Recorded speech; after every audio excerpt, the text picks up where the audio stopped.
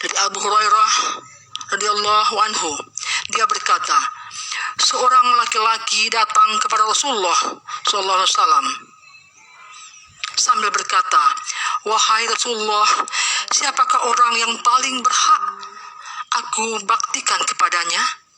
Beliau menjawab, ibumu. Dia bertanya lagi, kemudian siapa? Beliau menjawab, ibumu. Dan ia bertanya lagi, kemudian siapa? Beliau menjawab, ibumu. Dia bertanya lagi, kemudian siapa? Dia menjawab, kemudian ayahmu. Diriwayatkan oleh Bukhari. Dalam hadis di atas, kita temukan betapa Rasulullah SAW sangat memuliakan seorang ibu. Bahkan, seakan-akan jasanya berlipat 3 dibanding ayah. Dalam hadis lain, yang sangat populer juga, terdapat penegasan Rasulullah SAW bahwa surga di bawah telapak kaki ibu. Itu semua adalah penekanan dari Allah SWT dan Rasulnya tentang pentingnya berterima kasih kepada kedua orang tua, terutama ibu. Berterima kasih kepada manusia, termasuk kepada orang tua, merupakan bagian dari ungkapan syukur kepada Allah SWT. Karena barang siapa yang tidak berterima kasih kepada manusia, dia tidak akan dapat bersyukur kepada Allah SWT. Perlu dan syukur kepada Allah SWT itu tidak lain adalah dengan menjalankan perintahnya, baik dalam bentuk ibadah ritual seperti sholat maupun dalam ibadah umum. Para pendengar, Rasulullah SAW yang sudah ditanggung dan dijamin terbebas dari segala dosa, ternyata lebih rajin dan semangat dalam beribadah daripada kita. Beliau begitu tekun dan khusyuk beribadah demi mengungkapkan rasa syukurnya kepada Allah SWT atas semua anugerahnya. Beliau ingin mengajarkan kita bahwa kalaupun semua usia kita dihabiskan untuk bersyukur kepada Allah SWT dengan beribadah, rahmat dan nikmat Allah SWT kepada kita tidak akan pernah terbayar, karena anugerah Allah SWT untuk manusia terlampau banyak dan tidak akan terhitung. Coba kita lihat bagaimana Rasul cara bersyukurnya kepada Allah dengan melaksanakan tahajud yang disaksikan oleh istrinya Aisyah. Aisyah berkata kepada Rasul, kenapa Anda melakukan ini padahal Allah SWT telah mengampuni dosamu ya Rasul?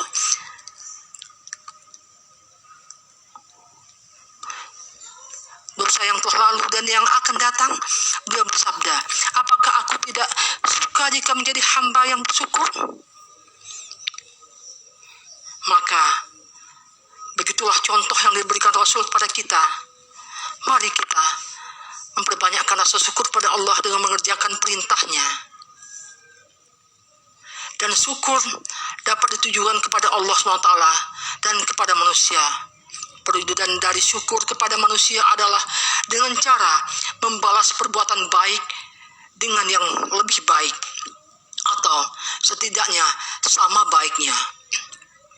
Walaupun dalam konteks bersyukur kepada orang tua, tidak ada perbuatan yang dapat setimpal dengan kebaikan mereka, apalagi melebihi. Begitupun syukur kepada Allah SWT, perwujudannya tidak lain adalah dengan beribadah, yaitu melaksanakan perintahnya dan menjauhi segala larangannya. Meskipun tidak ada amal yang dapat mencukupi untuk sekedar berterima kasih atas segala limpahan nikmatnya kepada kita, jika untuk mensyukuri nikmatnya saja tidak cukup bagi kita untuk membeli surganya. Para pendengar, ibadah meliputi aspek ritual seperti sholat dan sejenisnya, dan aspek sosial yang mencakup segala aktivitas hidup sehari-hari. Dari persoalan yang paling sepele seperti bersin sampai dengan yang paling dianggap besar, seperti haji, dan berbuat baik kepada orang tua, serta mengabdi kepada Allah.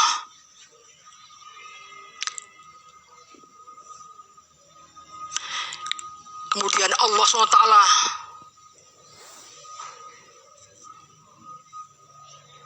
memerintahkan untuk kita selalu bersyukur kepadanya dan kepada kedua orang tua.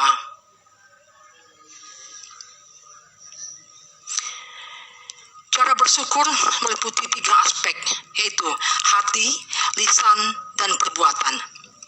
Bersyukur dengan hati dilakukan dengan cara mengakui dan menyadari sepenuhnya bahwa segala nikmat yang diperoleh berasal dari Allah SWT.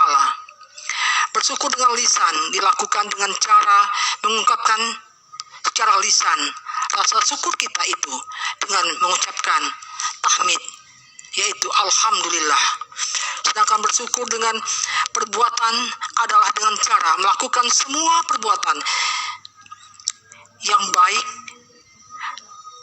dan diridhoi oleh Allah SWT, serta bermanfaat bagi diri maupun bagi orang banyak. Sebagai perwujudan syukur tersebut dengan kata lain, perwujudan nyata dari syukur kepada Allah SWT adalah dengan melaksanakan segala perintah dan menjauhi segala larangannya. Lebih dari itu, bersyukur kepada Allah SWT atas nikmat yang diberikannya merupakan kewajiban manusia, di mana manusia yang tidak bersyukur berarti berbuat maksiat dan dosa dan akan mendapat balasan siksa, seperti ditegaskan dalam salah satu firman-Nya, surat Ibrahim ayat 7, yang artinya, jika kalian bersyukur, niscaya akan kami tambah nikmat baginya, dan jika kalian kufur, mengingkari nikmatku, maka sesungguhnya siksaku teramat pedih. Para pendengar, hikmah dari bersyukur adalah mendapatkan keberkahan dari setiap rezeki yang kita terima, sebagaimana janjinya dalam firman-Nya, jika kalian bersyukur, niscaya akan kami tambah nikmat baginya, dan jika kalian kufur, ingkar atas nikmatku, maka sesungguhnya siksaku teramat pedih. Yang kedua, hikmah bersyukur adalah menemukan ketenangan batin dan kedamaian hati dalam menjalani semua aktivitas sehari-hari, karena kerelaannya dalam menyikapi pemberian Allah SWT. Ketiga, terhindar dari siksa api neraka karena telah menjadi hamba yang tahu diri. Dengan selalu bersyukur atas karunia Allah SWT sebagaimana yang dijanjikannya dalam surat Ibrahim tadi. Para pendengar,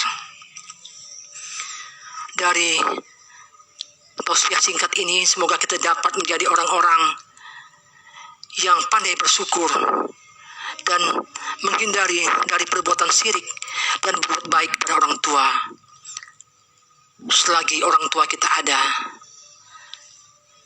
Sebagaimana ada sebuah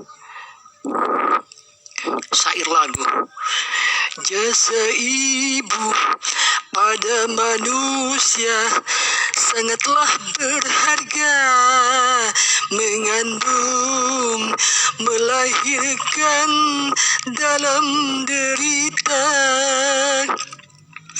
mengasuhnya, merawatnya, penuh kesabaran, tengah malam terbangun karena tangisnya.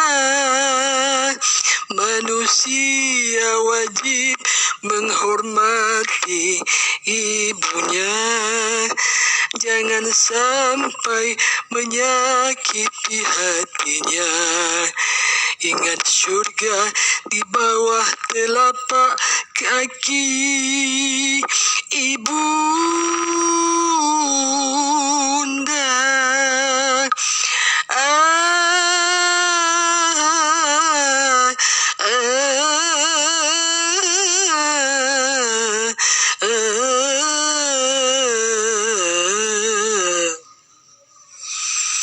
Demikianlah tausiah singkat ini, semoga bermanfaat bagi kita semua. Billahi taufiq wal hidayah. Assalamualaikum warahmatullahi wabarakatuh.